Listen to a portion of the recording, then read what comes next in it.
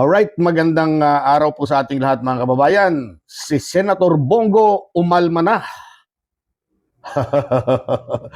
Umalma at pinasaringan po si Sara Duterte. Ito po ang sinabi ni Senator Bongo. Babasahin ko na lang po sa inyo and I quote, "Ang dasal ko sa panahon ngayon, ang pagkakaisa ng lahat. Kapag magulo ang politika, nadadamay ang taong bayan." Tama po. Tama po ang sinabi. Sapul na sapul si Inday. Opo. Alam niyo kung bakit?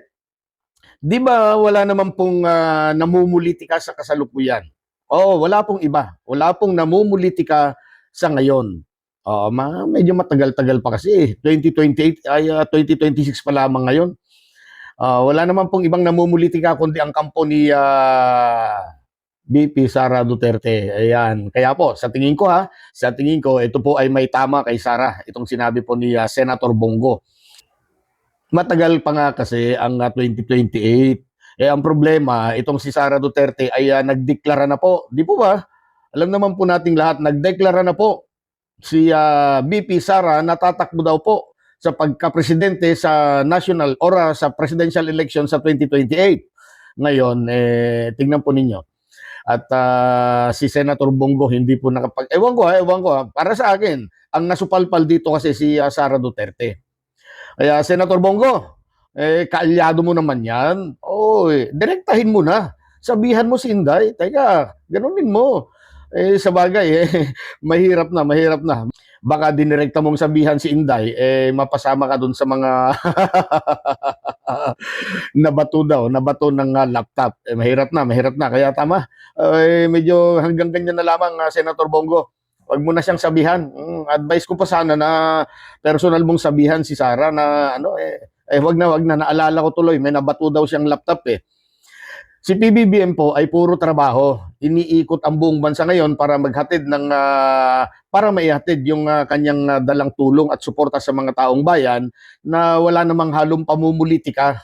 Oo, ganun ang ating Pangulo. Hindi po siya hindi mo makitaan na namumulitika kahit pumapasyal or ika nga'y dumadalaw sa iba't ibang rehiyon, hanggang ganun lamang.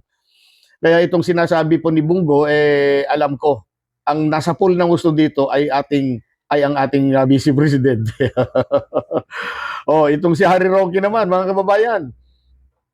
Naku naman itong si Harry Roque, sira na daw ang kanyang buhay at ang sumisira sa kanyang buhay ay itong si Pangulong Bongbong Marcos. Ito po yung kanyang sinabi sa kanyang post, ito. Wala nang mawawala sa akin. Iyon, wala na daw mawawala sa kanya. Binababoy na ako ni Bangag. Na naman, Attorney Roque, Bangag, na naman. Ito, ituloy natin muna. Sinira niyang aking buhay. Ayun. Sinira daw ni PBBM ang buhay ni Harry Roque. Pwede nga. Paanong pagsira ang ginawa ni PBBM sa buhay mo, Attorney Roque? Ni isang kaso nga, walang binato sa'yo si PBBM Kaya wag mong ibintang ang mga nangyayari sa buhay mo ngayon dito sa ating presidente. Ikaw ang gumawa ng iyong ikasasama. Kung hindi ka gumawa ng labag sa batas, sigurado ako, wala kang problema sa ngayon. Kung naniniwala ka na wala kang kasalanan, total, isa ka naman pong napakagaling. Magaling po na abogado ito si Attorney Harry Roque.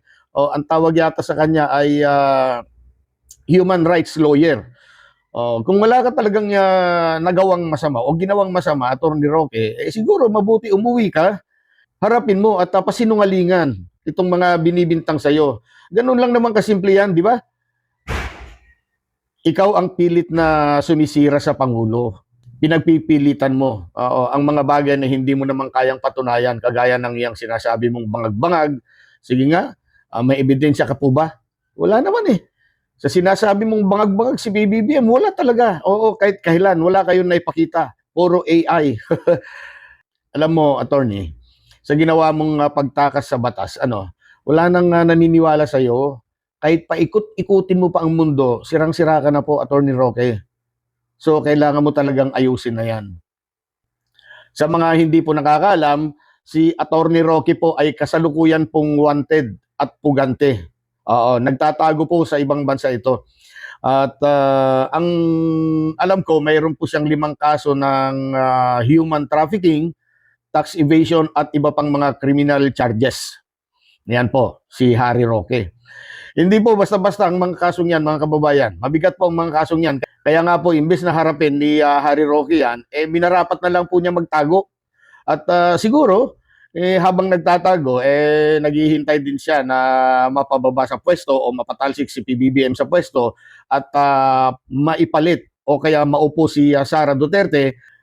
At pag nangyari yan, ay sigurado, libreng-libre ang pagbabalik bansa o kaya balik bayan itong si Attorney Roque. Magaling na human rights lawyer yan ha, pero bakit nagtatago? Wanted na, puganti pa, pero alam po ba ninyo mga kababayan, may ambisyon din pala maging pangalawang pangulo ito.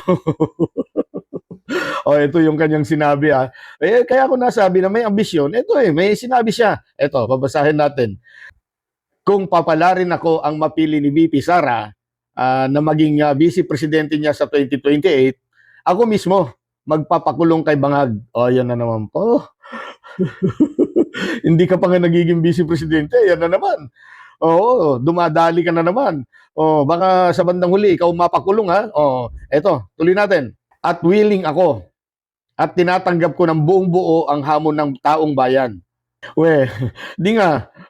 Hamon ba yan? Hamon? Totoo bang hamon ng taong bayan yan? Alam mo, Attorney Roque, ang totoong hamon ng taong bayan, yung umuwi ka.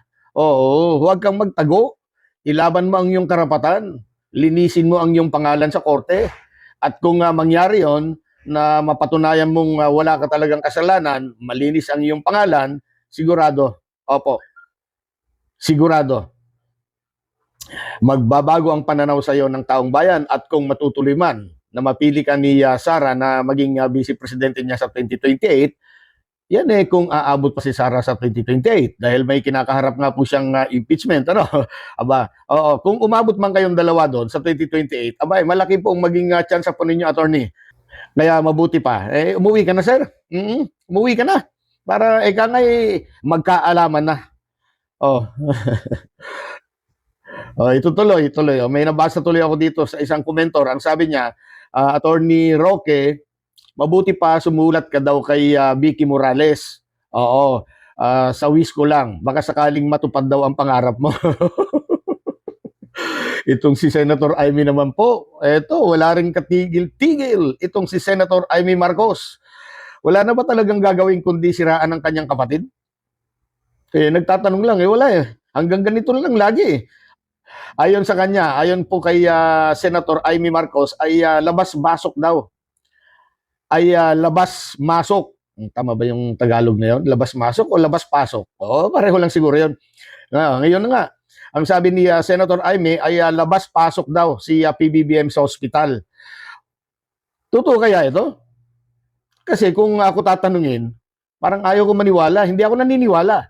Dahil napapanood ko. Napapanood ko si PBBM Pero itong si Senator Amy, sinabi niya labas-pasok sa ospital. Pero doon sa napanood kong interview naman niya, inamin niya. Sinabi niyang hindi daw sila nakikita ni Bongbong Marcos at halos 1 taon na yata. Kaya ako'y napapaisip, ano bang kalukuhan to? Paano mo malalaman na labas-pasok ang isang tao kung hindi naman kayo nagkikita? Ano yun? Nababalita mo lang? Pagka nabalitaan mo, ibig sabihin, chismis yan. Dapat kung bago mo ilabas sa media yan, i-confirm mo muna kung totoong labas-pasok na ang isang tao na kagaya po ni, lalong-lalo na presidente po yan, kapatid niya. Kaya hindi ako naniniwala dyan Dahil halos araw-araw napapanood ko po, nakikita ko sa balita si PBBM, sa SOCMED, sa mainstream, at lalong-lalo na po sa RTBM, kung saan araw-araw may mga aktibidades ng Pangulo. Kahapon nga po, kahapon lang, nandun po si Pangulong Bongbong Marcos sa Cavite. Kasama po si Sec. John Vic Remulla. At kitang-kita natin, maganda ang tindig. Maganda ang tindig, maganda ang kilos, maganda ang galaw ni PBBM. At ayun, pinasaya ang mga Caviteño. So, kung ganun ang sitwasyon, parang sa tingin ko, hindi po yata updated si Senadora. Hindi po updated si Senator Amy sa mga aktibidades ng Pangulo para nasabi niya ang mga bagay na yan.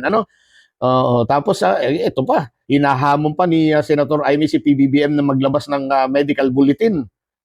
Madam Amy naman, siguro kung ganyan din naman ang ginagawa nyo, naghahamon po kayo, siguro isabay mo na si BP Sara. Oo, hamunin mo na rin si BP Sara na maglabas din ng kanyang medical bulletin.